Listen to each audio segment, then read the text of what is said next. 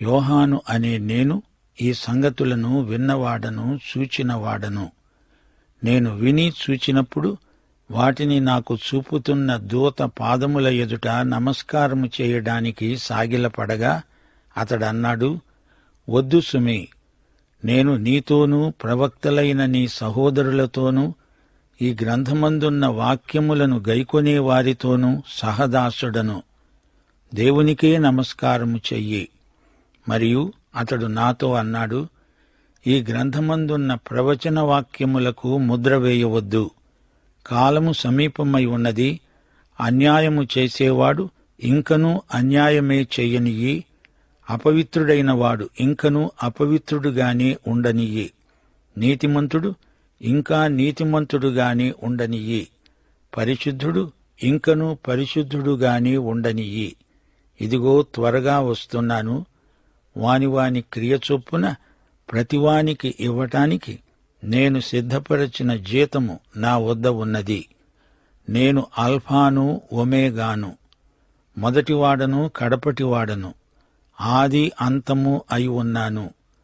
జీవవృక్షమునకు హక్కుగలవారై గుమ్మముల గుండా ప్రవేశించున్నట్లు తమ వస్త్రములను ఉతుక్కునేవారు ధన్యులు. కుక్కలు, మాంత్రికులు, వ్యభిచారులు, నరహంతకులు, విగ్రహారాధికులు, అబద్ధమును ప్రేమించి జరిగించే ప్రతివాడు వెలపట ఉంటారు. సంఘముల కోసరము ఈ సంగతులను గూర్చి మీకు సాక్ష్యమివ్వడానికి యేసు అనే నేను నా దూతను పంపాను. నేను దావీదు వేరు చిగురును, సంతానమును, ప్రకాశమానమైన వేకువ చుక్కను. ప్రియ శ్రోతలు వింటున్నారా? ఇదిగో నేను త్వరగా వస్తున్నాను అంటున్నాడు యేసు ప్రభు. 3 సార్లు ఇదే మాట అన్నాడు ప్రభు.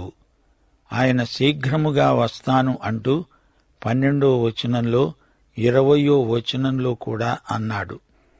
ఆయన ఆలస్యం చేయకుండా వెంటనే వస్తాను అంటున్నాడు. 7 సంవత్సరాలలో చివరి 3.5 సంవత్సరాల మహాశ్రమల కాల వ్యవధిలో ప్రభువు త్వరగా వస్తాను అంటున్నాడు. కాలము సమీపమై ఉన్నది. ఈ గ్రంథమందలి ప్రవచన వాక్యములకు ముద్ర వేయవద్దు అంటున్నాడు ప్రభువు. దేవుని వాక్యం మీద యేసు ప్రభువు స్వంత ముద్ర ఉంది. ఈ గ్రంథమందలి ప్రవచన వాక్యములు గైకొనేవాడు ధన్యుడు. ఈ మాటలను ఎవరూ తమకిష్టము వచ్చినట్లు వాడకూడదు, అర్థం చెప్పకూడదు. వాటి అసలు అర్థాన్ని దాచిపెట్టి దానికి ఆధ్యాత్మిక భాష్యం మాత్రమే చెప్పి వదిలేయకూడదు. ప్రభువు వాస్తవాన్ని గురించి, సత్యాన్ని గురించి ఇక్కడ మాట్లాడుతున్నాడు. ఈ గ్రంథారంభంలో ఇదే మాట చెప్పబడింది. ఈ వాక్యములను గైకొనేవాడు ధన్యుడు, ఆశీర్వదించబడినవాడు. ఈ గ్రంథం ముగింపులో కూడా ప్రభువు ఈ గ్రంథ సత్యములను గైకొనే వారిని దీవిస్తున్నాడు. ఇది శరీరానుసారుల కాలక్షేపానికి ఉద్దేశించబడిన గ్రంథం కాదు. ఆత్మ సంబంధులు జీవించే గ్రంథం, జీవగ్రంథం. ఇదంతా దూత చూపుతూ ఉంటే యోహాను చూస్తున్నాడు. అప్పుడు దూత పాదాలకు మొక్కటానికి యోహాను ప్రయత్నం చేశాడు. దూత యోహానును వారిస్తూ అలా చెయ్యకూడదు అని చెప్పాడు. దేవునికి నమస్కారం చెయ్యాలి గాని నాకు కాదు. నేను నీ సహదాసుణ్ణి. నీతో, నీ సహోదరులతో, ప్రవక్తలతో పాటు నేను నీ సహదాసుణ్ణి అంటున్నాడు దూత. ఈ గ్రంథములో యోహాను ఎన్నో మాటలు విన్నాడు, ఎన్నో సన్నివేశాలు చూచాడు. దూత చూపాడు. దూత ఎంత నిగర్విగా మాట్లాడాడో విన్నారా? దేవదూతలు మానవుల కంటే అధికులే అయినా ఈ దూత నేను నీ సహదాసుణ్ణి మాత్రమే అని యోహానుతో చెబుతున్నాడు. దైవదాసులతో తనను తాను సంయుక్తపరుచుకుంటున్నాడు.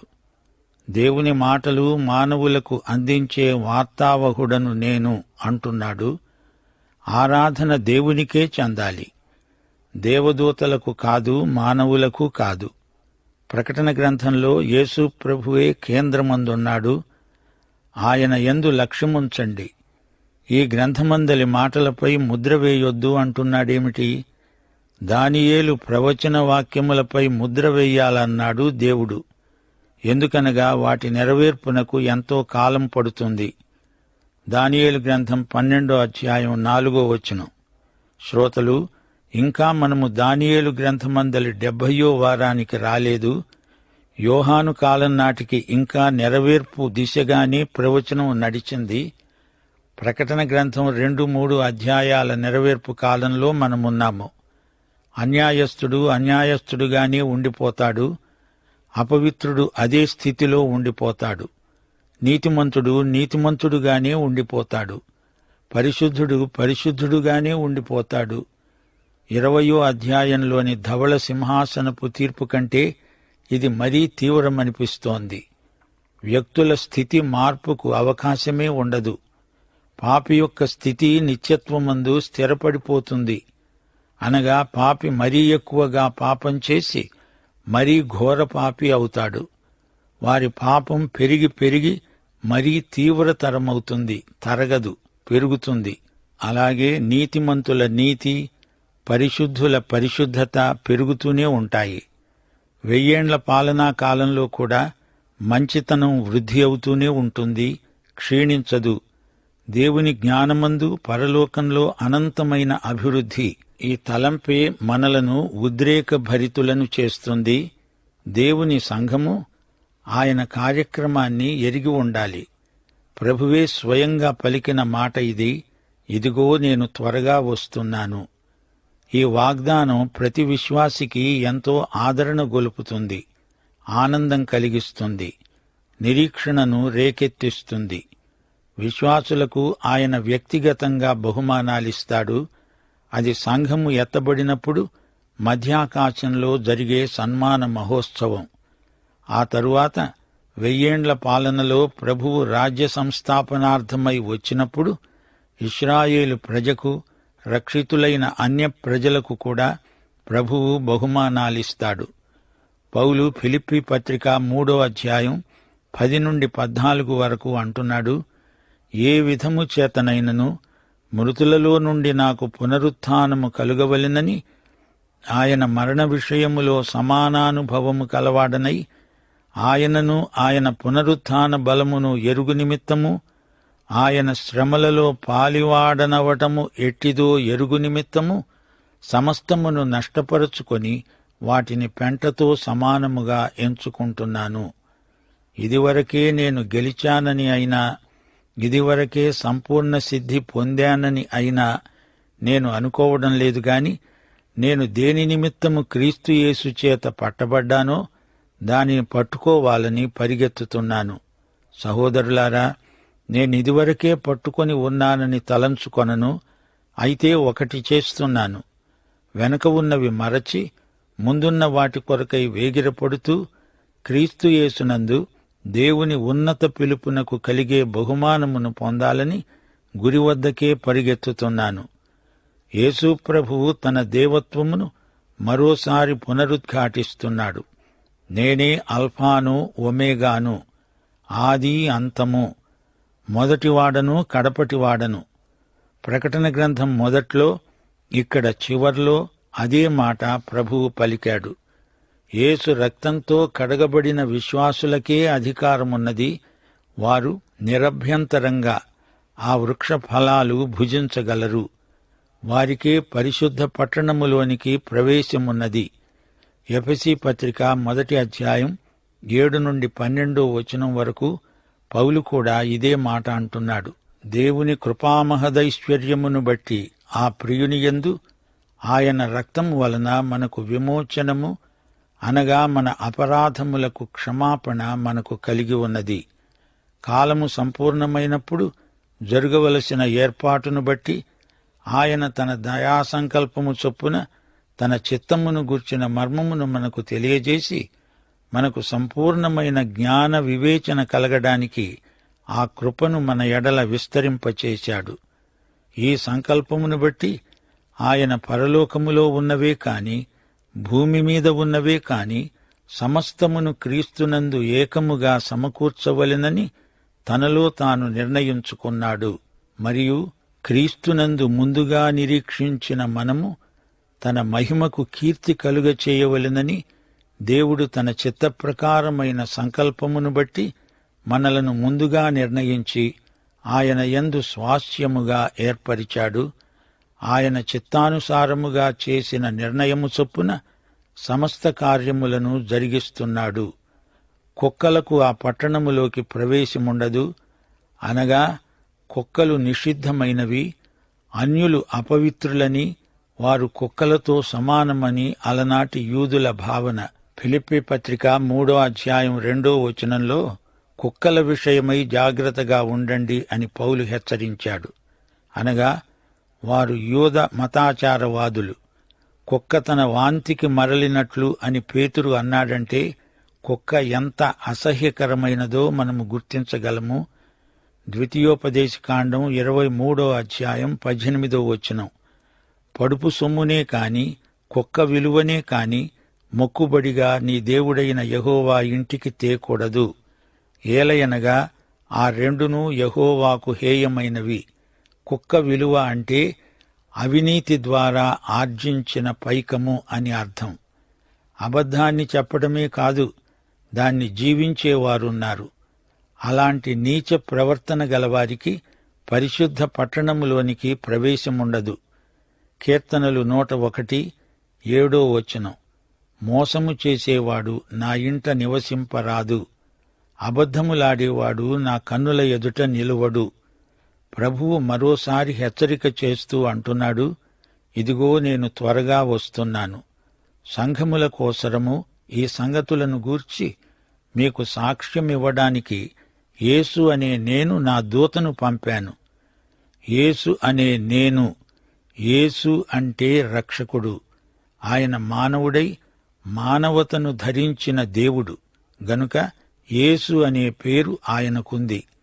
ఈ పేరు ఆయనకు మాత్రమే తగింది, మరెవరికీ ఆ పేరు ఉండదు. నిత్యత్వంలో ఆయనతో ఆయనలో ఉండడం మన భాగ్యం. యేసును బట్టే పరలోకం. అంతా పరలోకమంతా యేసుమయమే. నేను దావీదు వేరు చిగురును సంతానమును, ప్రకాశమానమైన వేకువ చుక్కను అని మరోసారి ప్రభు అంటున్నాడు. పాత నిబంధన సంబంధాన్ని ప్రభువు పునరుద్ఘాటిస్తున్నాడు. సంఘానికి ఆయన ప్రకాశించే వేకువ చుక్క. రాత్రిపూట కటిక చీకటి అలుముకుని ఉన్నప్పుడే ఈ వేకువ చుక్క కనిపిస్తుంది. సూర్యుడొస్తున్నాడు అని ఈ వేకువ చుక్క మేల్కొల్పుతుంది. మలాకీ గ్రంథం 4వ అధ్యాయం 2వ వచనం. నా నామమందు భయభక్తులు గలవారైన మీకు నీతి సూర్యుడు ఉదయిస్తాడు. ఆయన రెక్కలు ఆరోగ్యము కలుగచేస్తాయి. మీరు బయలుదేరి కొవ్విన దూడలు గంతులు వేసేటట్లు మీరు గంతులేస్తారు. ప్రకాశమానమైన వేకువ చుక్క అనేది మహానుభావులైన వారికిచ్చే బిరుదం. రబ్బీలు మొర్దెకైని అదే బిరుదమిచ్చి పిలుస్తారు. మెస్సియా ప్రవచనాన్ని ఈ బిరుదము జ్ఞాపకం చేస్తుంది. సంఖ్యాకాండం 24వ అధ్యాయం 19వ వచనం. నక్షత్రము యాకోబులో ఉదయిస్తుంది, ప్రకాశమానమైన వేకువ చుక్క. యేసు వచ్చినప్పుడు పాపపు చీకట్లు మరణాంధకారము పారిపోతాయి. గనుకే ఆయన వేకువ చుక్క. యోహాను సువార్త 8వ అధ్యాయం 12వ వచనంలో యేసు అన్నాడు, నేను లోకమునకు వెలుగును. నన్ను వెంబడించేవాడు చీకటిలో నడువక జీవపు వెలుగు కలిగి ఉంటాడు. యేసు పునరుత్థానుడై లేచి నేను వేకువ చుక్కను అంటున్నాడు. అనగా ఈయన లోకమందలి అంధకారాన్ని పటాపంచలు చేస్తాడు.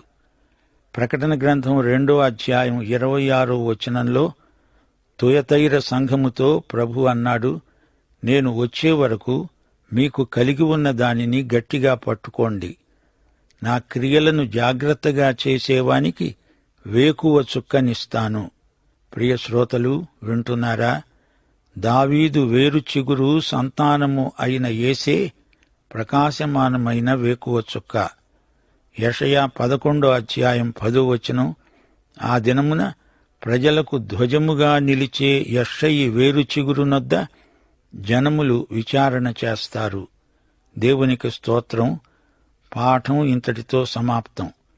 ప్రభు అయిన యేసుక్రీస్తు వారి కృప, తండ్రి అయిన దేవుని ప్రేమ, పరిశుద్ధాత్మ యొక్క అన్యోన్య సహవాసము మనకందరికీ నిత్యత్వము పర్యంతము తోడై ఉండునుగాక. ఆమేన్.